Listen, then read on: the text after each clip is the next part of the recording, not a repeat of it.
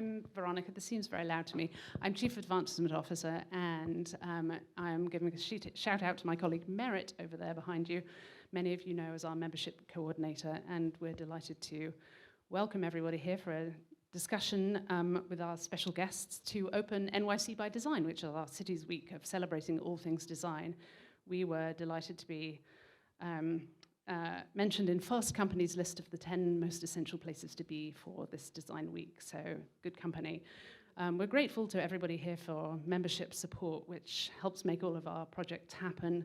Come back anytime, especially for our summer garden party coming up fairly soon, as long as the sun actually comes out at some point.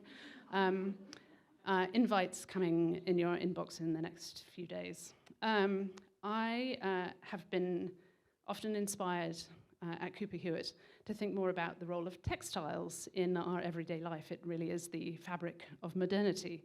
And who better to talk about that tonight than our very special guests? I'm going to hand it over to my colleague Matilda, our Director of Curatorial Affairs, to introduce them. And enjoy. Thanks, Veronica. Well, welcome, everyone. We're going to have we've been talking up here already for half an hour, so I think we've loosened our lips, and so we're ready to get into it all. But I'm just going to briefly introduce our guests tonight, Helena Hernmarck and Elizabeth Whelan, who are interconnected, and I think that's going to come out in some of the discussions. So they're no strangers to one another. Helena has been making textiles or textile art since the 1960s. She often works on a grand scale, which you will be able to see. Let me flip on the first slide. These are two pieces, and since this is also in celebration of the Acquired show, which I hope many of you have seen, you will recognize some of the pieces on the left, knitted patches by Helena, and the one on the right. These are both very recent acquisitions. This is folded paper twice, and she will talk about folded paper 1 later on. But anyway, Helena often works on a grand scale, taking very mundane subjects like a folded piece of paper and elevating them to the sublime through scale, color, and composition. Her upbringing in Sweden laid the foundation for her resolute path towards textile art rather than the textile industry. Her super realist imagery constructed in the tapestry technique has come to define her work for the last 50 years, and we'll see much more of it in just a minute. Elizabeth has been teaching and working in textiles for 30 years, specializing in innovative fabrics for furniture, sportswear, and leisure markets. And these are two works in our collection, Pinstripe and Silver Check, both upholstery fabric, which I think she'll also talk about in a little bit. She explores capabilities of fibers to perform in extreme conditions, but also for daily living and working. She is interested in transforming our thinking about textiles and fibers as something inert into dynamic structures, while textiles are a powerhouse of functionality and performance. She spent part of last year as a fellow at the American Academy in Rome, researching silk, and she's going to be talking a lot about that, I hope, about her discoveries there, because she went back into history. So we are going to advance, and the talk is going to kind of be in 3 parts. We're going to talk first about their career. I've asked them each to select a few images that of work that's very significant, both in their early part of their career and then later on. The second part will be about collecting, and we're talking about collecting very loosely, either things that they collect or their work in museums. And then finally about collaboration. Much of their work they've done either as commissions or collaborating with major organizations and institutions. So I think there'll be some interesting discussion around that. So I'm going to start with Helena. This is one of your, this is called Rainforest from 1971. And this is not your first kind of like photography or super realist photography tapestry, but it's close. Yes, I had emigrated from Sweden to Canada in 1964. So I was living in Montreal, and of course that was a great time before Expo 67, and it turned out I got to do 2 big commissions because I arrived like 3 years before, so I had time to get to know people, make it. But all the designers who came to Expo 67, I just had to sit still. They all came from all over the world. They came to Montreal. So that was, I met lots of, particularly the editor of Architectural Forum in Peter Blake. I met him, and he said, well, if you want to visit with architects, I know them all. Who do you want to see? So that was kind of a nice offer. But so I did, I had been, and this maybe is unusual, I had 2 methods of getting good connections. And the first was to talk to people who knew me, and a recommendation from a person who knew the person I wanted to meet. So it was like this was a woman in Stockholm, and she called England and spoke to a man who ran the Council for Industrial Design, and Paul Riley, and he knew Astrid, and he also knew me, so he wrote 10 letters. And I really lived on that for 20 years, because that was a really good way to get, first of all, you're from another country, that helps, you have another perspective, but also to ask the right person. But while doing that, I also thought, I'm going to drive around the United States and meet all the architects that I can. So I spent 3 months and visited 154 architectural offices, I think. But they didn't supply the work the way the first version did, so that's a good lesson. But on that tour, I was in San Francisco, and I met Chuck Bassett, who ran SOM in San Francisco. And I had brought a tapestry with me that depicted a street scene in Toronto. And so I showed them that. It wasn't very big, but it was an action type image. And they said, if you can do that, you can do the rainforest. Because they were just about to start building the warehouse or headquarters in Seattle. So not much later, they said to me, fly to Seattle and stay in a high-rise hotel, go up on the roof and wait for our helicopter, and we'll fly you into the rainforest. Because I'd never seen one. So there I stood like James Bond. And I was only 29, and I thought, this isn't too bad. So I got to do this tapestry that you look at. It's not a photograph I took, because I hadn't yet really learned photography very much. They wanted 2. So they showed me lots of pictures, and this one. And I said, that's the one I want to weave. And they said, we don't own that tree. It's in a federal reserve forest. And I said, oh. And then the other one showed maple trees, and it was an image that didn't allow me to demonstrate this sense of depth that I did in the first. So we made a deal. I said, I'll do that one for you if I can do that one for me. So this is the one that you see. So that was really a great beginning, and I did it in 1970. And so where is this now? It's warehouse was sold, unfortunately. It moved to Seattle, and it hangs in an office environment with filing cabinets pushed up against it. And so I have been working already for years to get it away from them and put it in a museum. But as so far, I haven't succeeded. I know where it is.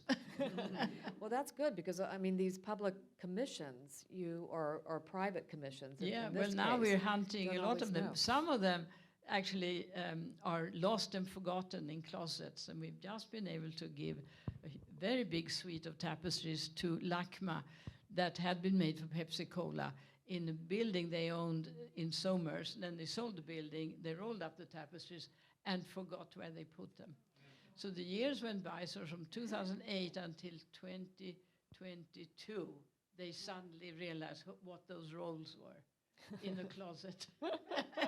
One man did, but he was just a sort of maintenance man. And we rolled them out, and they look great. And he said, just take them home. So that's one way Just, you got to be patient. This is the second one. Just came into our collection. This is folded paper once, and I'm going to say I've been in pursuit of this one and the folded paper twice for about. I look back, it's been about 15 years. Yes, So we finally got it. I haven't Thanks wanted to to your let it generosity. go. So I know. So So this is it. This is a gallery owner in Stockholm who had 3 white walls, a small room, and she was a real dragon. And she had very good artists to work, but she treated us all very harshly. And so I was sort of very intimidated, and that's why I think I did the best tapestry. I was scared to death because her reputation in Stockholm was stellar, and all the best artists had been in there, and it was just 3 walls, and that's all you got was the 3 walls. And essentially, she didn't want color, so this was, another hint I got. A friend of mine walked into the show in a yellow coat, and she threw her out. You can't be in here. So I've sat them, I've shown them in different places. They have been around, but now they belong to the Smithsonian. yeah, which is And fantastic. That's where, and I'm very happy they are here at Cooper Hewitt. Thank you. We are too. Yeah, I have another piece at Renwick, but I wanted these here. The last one is the last tapestry I wove, and here I have to point out that I developed a technique of weaving that nobody had done, and that's why I can make this look impressionistic, because I have 2 tools here that make it different. One is that it's a double weave. On the back, I have a stiffer material. It's what's left over when they make sequins, and I bend. They're rolls of 4 inches, so I've bent it several times, and then I weave a strip underneath, which holds up the structure of the weave. That means on the front, I can weave it softer. The wool has more air in it, and that makes a difference. And the other thing is, of course, I took this picture myself at the wedding in Tuscany, so Italy comes around.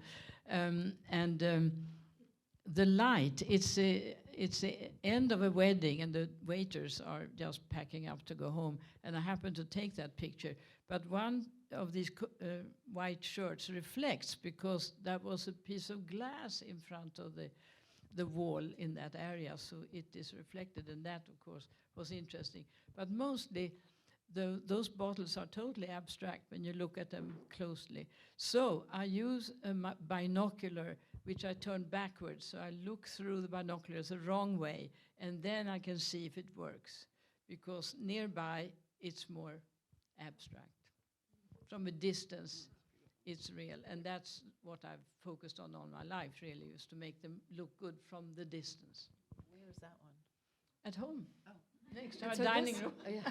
And so this one, just so you get a sense of size, this one is almost the size of what's on the screen. It's 57 by 60. So Yeah, it's it's almost smallish. that, yeah. It's small, yeah. That's not Small. the point. I mean, some are huge. You'll see some other ones that are really huge. I also work on smaller works now, but that's for later. Well, the knitted patches. The paper fold, what is it? It's 4 by 5 Yeah. feet. Yeah, so it can easily fit in a regular room. And I showed it at the church in Sag Harbor last summer, and people wanted to buy it, but I wasn't going to let go. So now we're going to jump to Elizabeth. And this was a project that was a collaboration with Helena's former husband, Niels Diffriant, who sadly passed away. How many years has it been now, Helena? He died in 2009. 2013. 2013. So this is Niels designed the chair. It's called the World Chair for Human Scale, and I did the mesh fabric for this chair. So the textile is the mesh on both the seat and the back. And when we would work together, Niels would give me a list of, it wasn't really long, but it was very clear of what the fabrics had to accomplish in his chairs. And this had to not just be a mesh, the let me back up. Human Scale wanted a mesh fabric because you can see through it, and it's something that designers really enjoy having and putting into interior spaces. But the fabric itself had to have a level of performance. And before I started working with Niels, I was doing fabrics for the commercial world that were, you know, more about aesthetics more than anything else.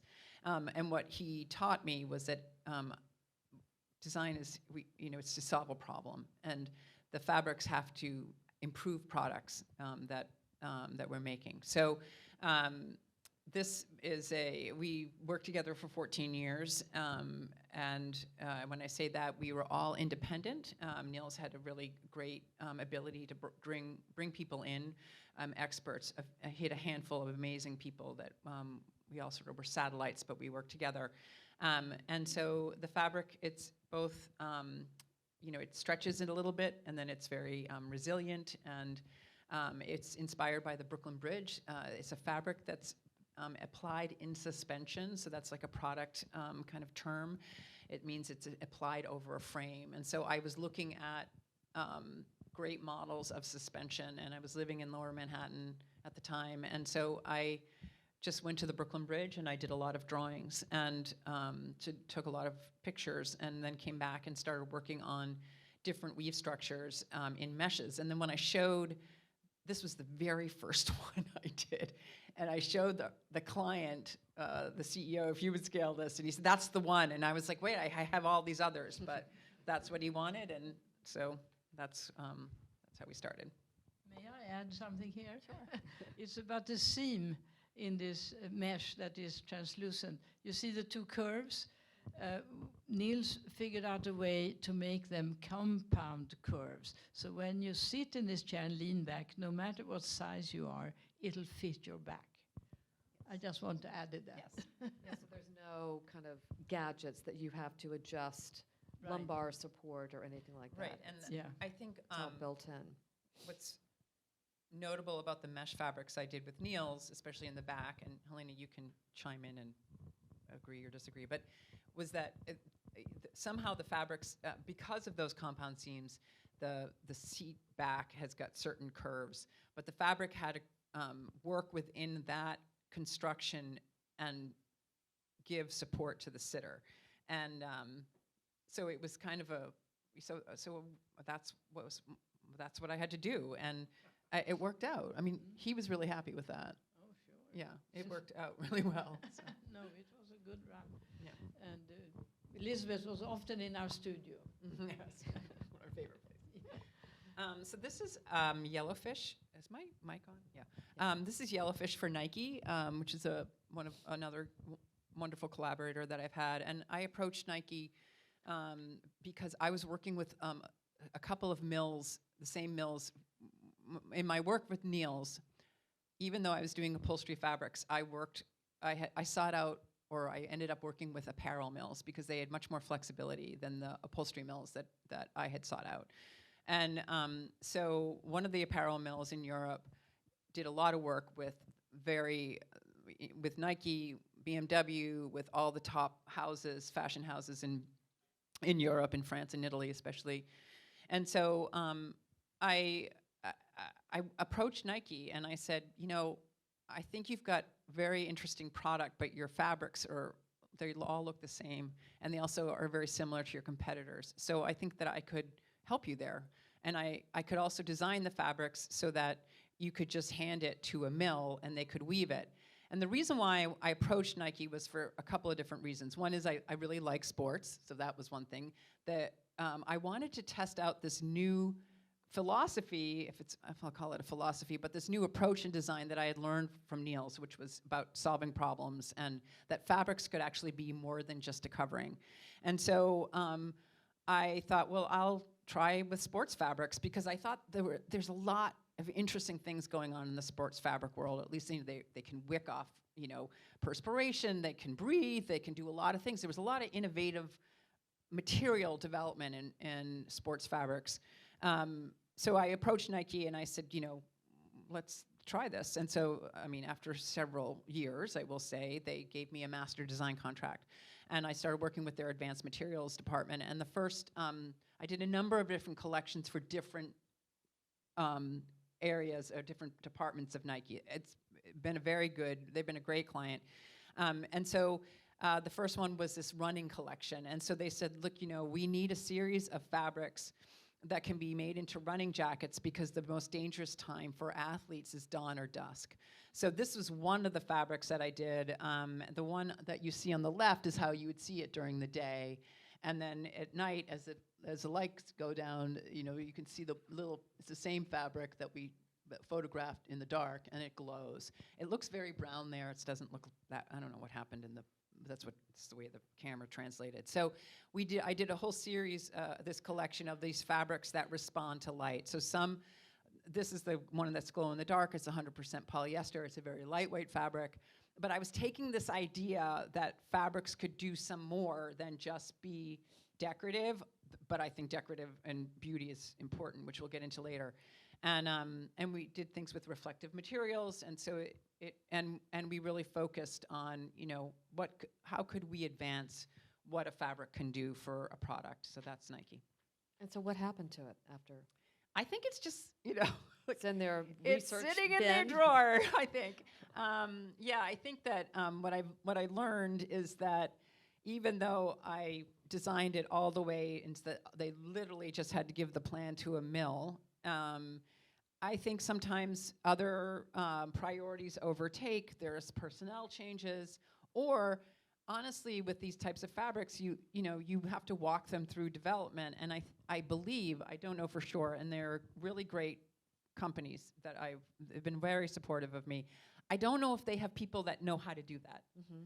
So I haven't given up. There's a whole bunch of fabrics there Great. that they have, but yeah. And this is LED 2B2, and this is a fabric I did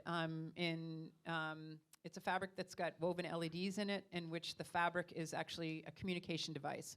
And I did this more recently with AFOA in Cambridge, and AFOA is the Advanced Functional Fabrics of America. It's a very dry acronym, but they're doing all sorts of amazing advancements in fibers. And they're focusing just on textiles. It was actually something that was established under the Obama administration in his last year in office. The United States government is really trying to actually bring back manufacturing in this country, but the only way that, at least with fabrics and probably with other areas, they are looking at very advanced methods and advanced things of manufacturing. So in the textile world, our cottons and denims, those are gone. They're probably never going to come back. They're more commodity fabrics.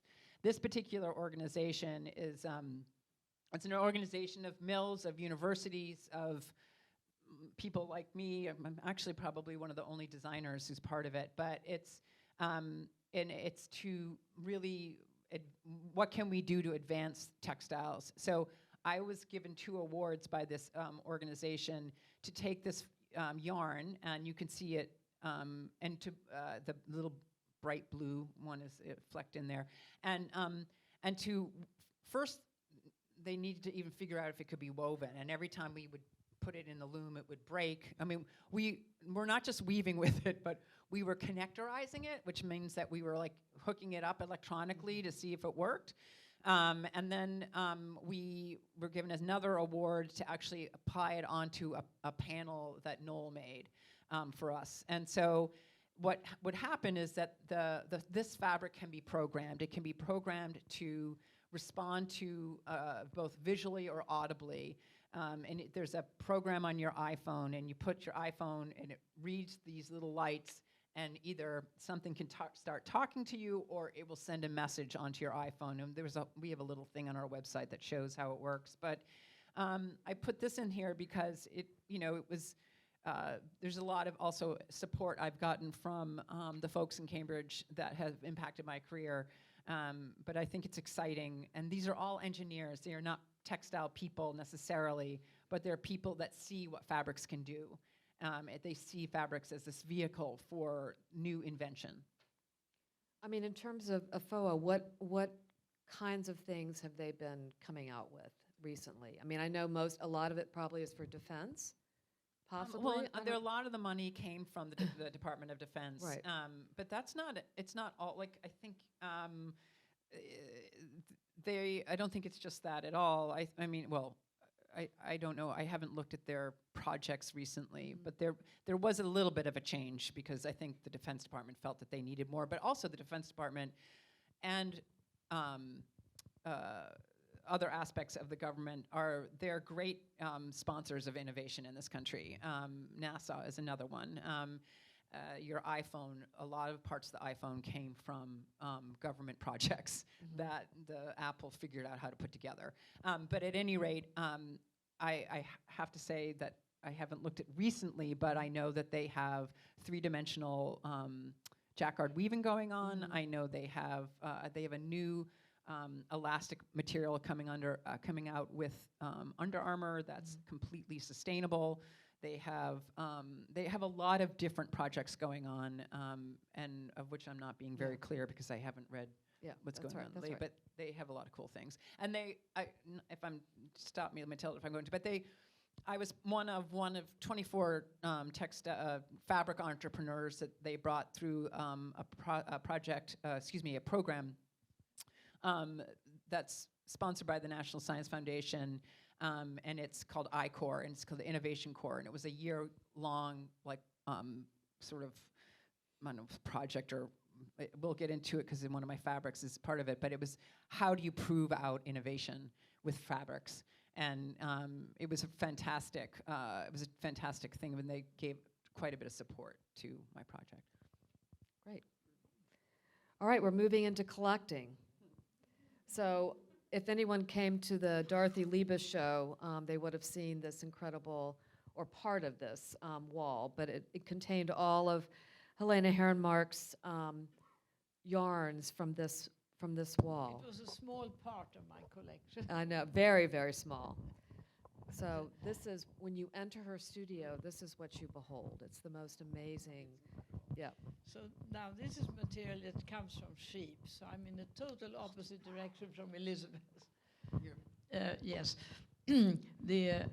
What I say to my clients is that your tapestry is still on the back of sheep. And they have to put up with the whole development. And I put up with the whole development because there was a family in Dalarna in Sweden. The father had started it in 1918 to start breeding the Raya sheep wool, which is a long and lustrous fiber.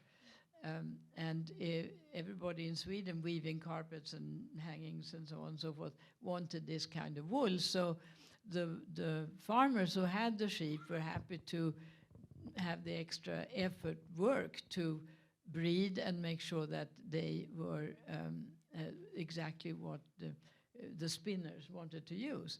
So everything was fine until Sweden joined the EU. And then from then on, the farmers had to apply for support from EU instead of getting support from the Swedish government. And it became much more complicated to do. And even to begin with, the sheep weren't what they could earn money on. They did it because they wanted to keep the tradition going. But it got to the point for many of them, they just couldn't afford to keep putting in all those applications to the EU. It would take hours to.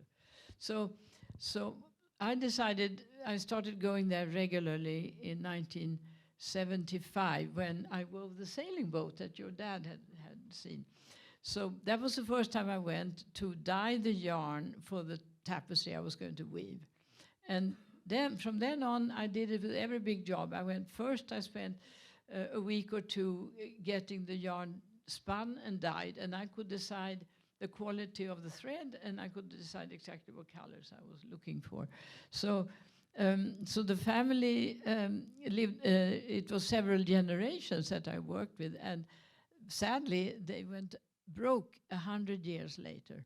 But that was because divorce laws in Sweden, the problem was that the woman who owned the company forgot to make sure that her daughter would take over ownership.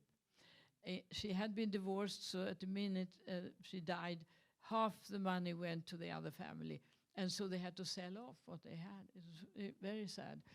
And one person stepped forward and saved a spinning machine, that had been evolved over the years to do exactly this kind of yarn. And he was from Gotland, but he said, I've got to save this machine, no matter what happens. So they have started up again on a smaller scale now with knitting yarns. Meanwhile, I've come to an age where I've decided I'm not doing big tapestries anymore. And at the same time, my 2 weavers who had worked with me for years retired. And on top of that, the woman who owned the business that wove my tapestries was a young woman named Frida Lindberg. And she had taken it on when I was in the midst with doing a tapestry for the Cargill Foundation. So we really needed it to keep going. And she was a very good leader of the firm until last year she decided to sell it. So now my weavers are gone, the company's in new hands, and I'm not weaving anymore, this kind of thing. But meanwhile, I still have this wall of wool. So what am I going to do with it? So we're talking about different things. In a way, I'd like to save it as a work of art. Yeah. And I don't know if there will eventually be problems with moss. We never had moss so far, but you don't know if anyone would take on the responsibility. So we'll see. Of course, I can always just let people have it. You know, at my age, you sell some things and you give away things to people who want to continue what you were doing. So we haven't decided yet. But the colors are colors that you commission from yes, this. I mean, yes, these are my it's important. color, Like Helena would pull these yarns right out of the wall and start using with them. And when you Yes. walk in, it's how high is that? It's 20 feet? The high, I think it's 11 by 30 feet. Yeah, it's you know. There are 99 beautiful. bins, and they're pretty much, the full ones have 35 pounds of yarn in them. And you can't tell if so. Now, when they were borrowed to come here to the Right. museum, they borrowed 1,050 skeins were here, but you could hardly tell it. Did make a dent. They made a little dent, but not a lot. So it's a treasure. It's an enormous treasure, and it's a tremendous joy just to see it. Yeah. And so, okay. So then, now that I'm cutting back, I've been weaving with shredded paper instead. I don't know if you can see it here, but I've shredded.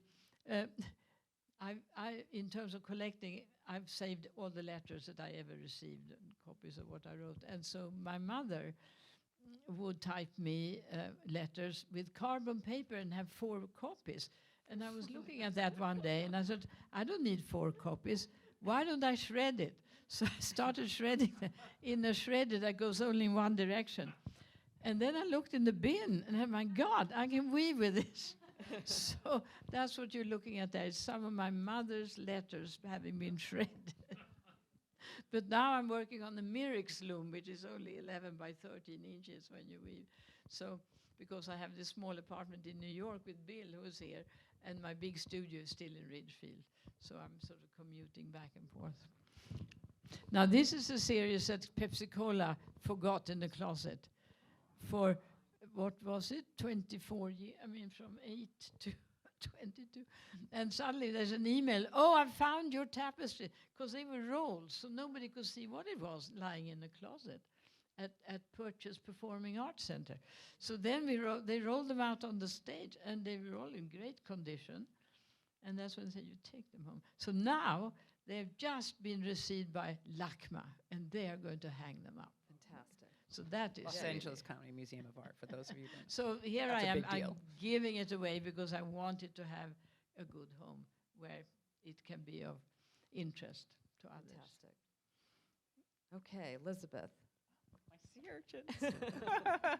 So collecting for me as well, you know, there's things that I collect for my house, which I haven't done in a few years because I've been moving around. But for me, collecting, I would say it's a form of examination and study.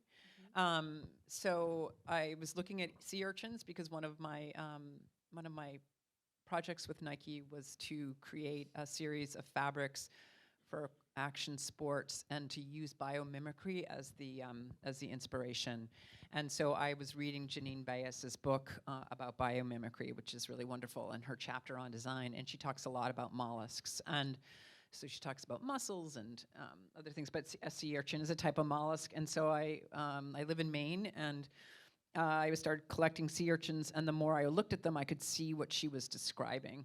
But then you look at a sea urchin, and they're really beautiful. And so so I have, I don't know, 20 or 30 sea urchins. I found a purple one. That was unusual.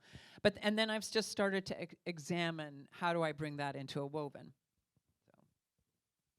So then you get, so the one thing I've started to do is, that's some of the bumps in a very simple half drop. Is it three-dimensional? Yeah, it's a painted gouache, but and this is what I was working on in Rome too, is that I'm really interested in creating these surfaces. Like, so I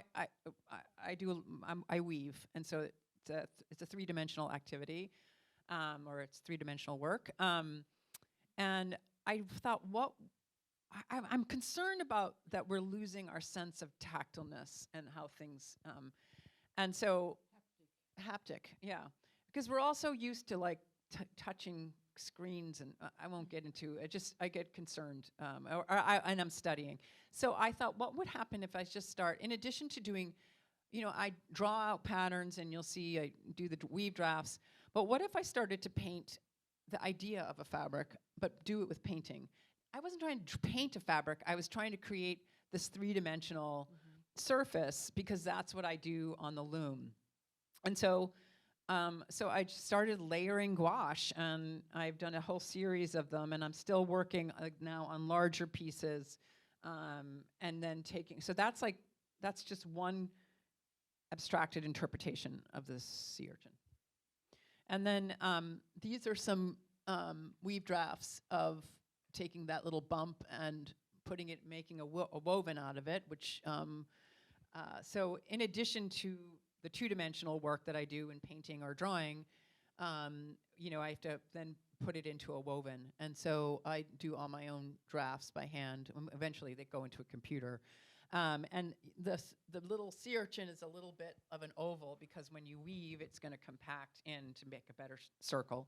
And so these are just some drafts that everything, this is like in process. There's nothing finished here. But I guess what I'm trying to express is that collecting is a way, it's sort of, the more I look at something, and the more I look at something, what else am I getting from it? How else can I examine it? How else can I bring it into what I'm doing? I mean, I might dye a whole bunch of yarns that are the same color as the sea urchin. How do those colors work together? So it's painting, it's doing the weave drafts, it's actually weaving, it's doing the color, and then what are those materials that would I choose? In this case, a sea urchin top it's quite hard. Would I use that? Maybe, I don't know.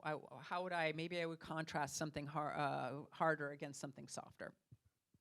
But the transformation of it, and is this? Oh, that's one. Okay, so I did this in Rome, and this is a sort of a quick study. It's, again, not resolved, but I was looking at the Renaissance silk velvets, and I just was starting to take an interpretation. So I took the sea urchin bump surface, and I actually have 3 of those in those 3 different colors. But anyway, and then it's okay. I just took a pomegranate design that part of the archives, and I was like, what would happen if I took this more, if I just painted this on the pomegranate, and then what would happen if that was woven?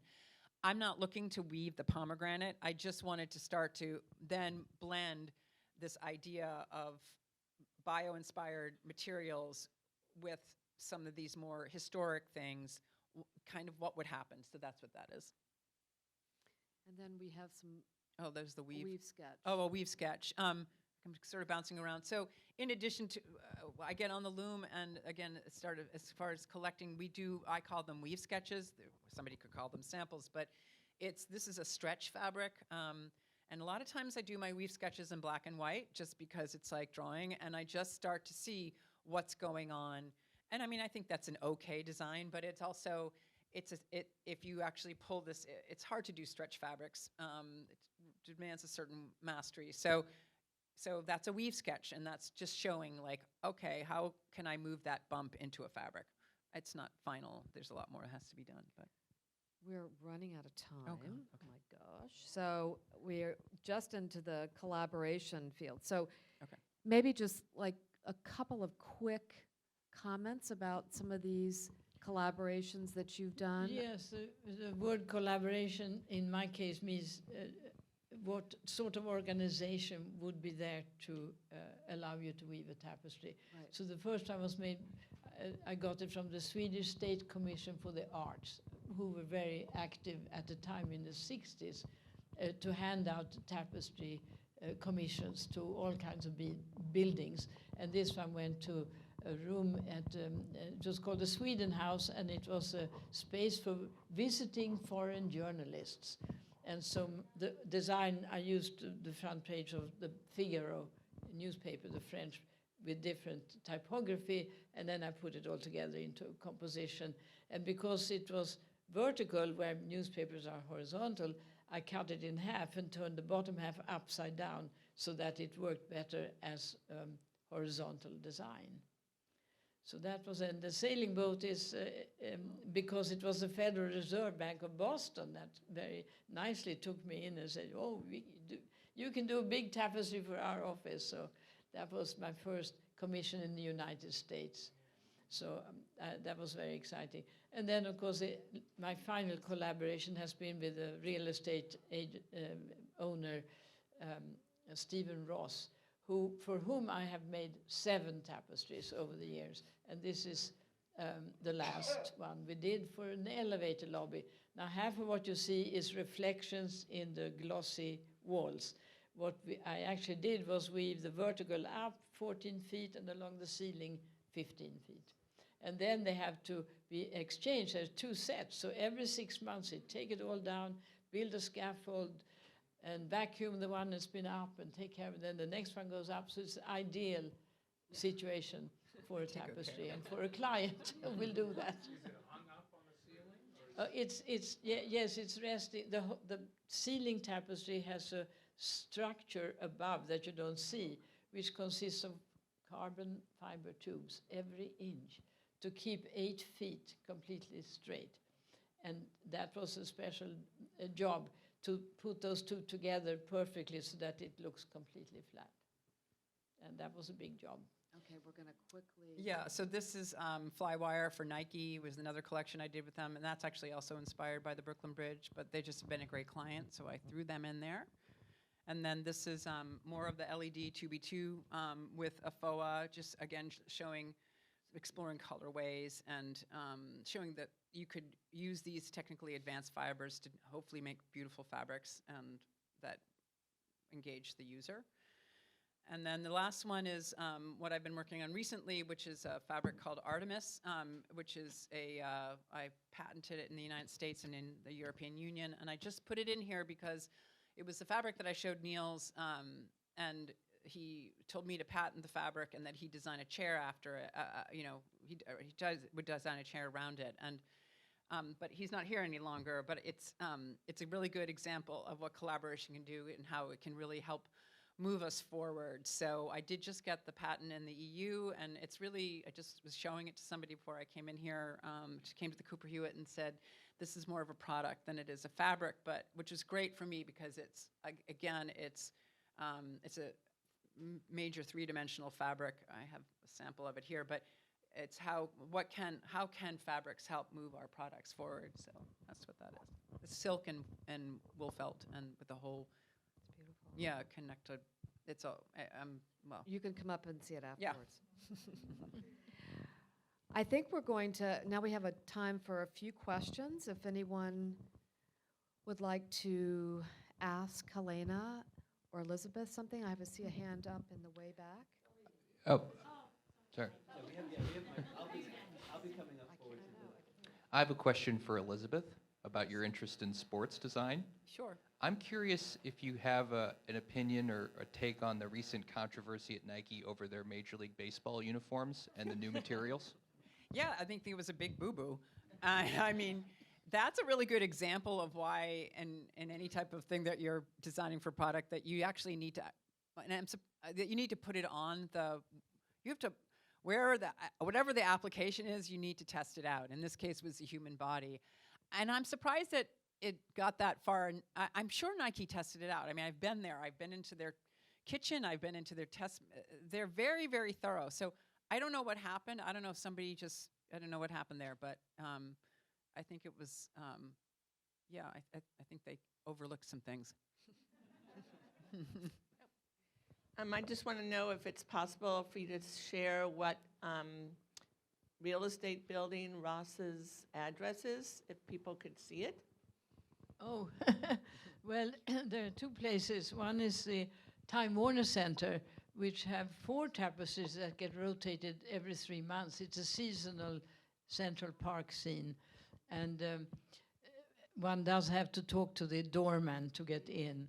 And usually if you say that, you know, I've sent you, they know me, the doormen all know me.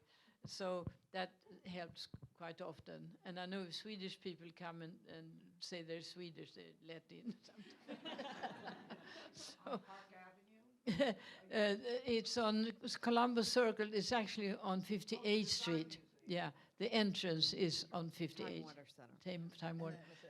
And the Hudson Yards is in the David Childs building, is number 35. And they are a little more sensitive. So that so far people have been able to get in by either asking me to ask or just say that, you know, I think they're generous at times. But there you have the owners of the apartments going in and out of that lobby to take the elevator. So it's a little more questionable if they want to have a stranger in there suddenly.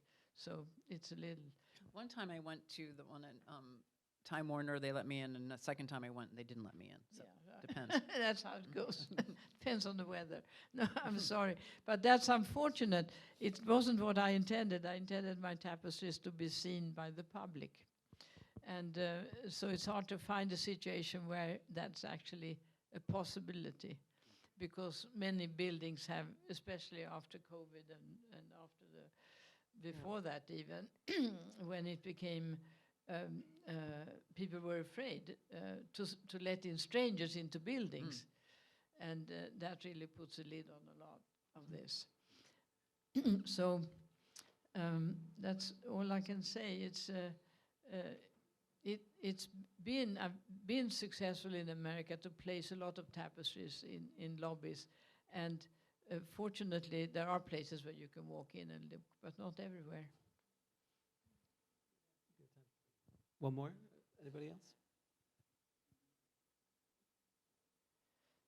That it? I guess we've done.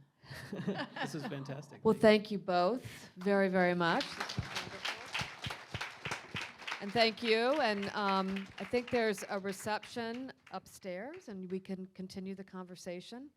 And you could touch some samples, maybe. It's always fun.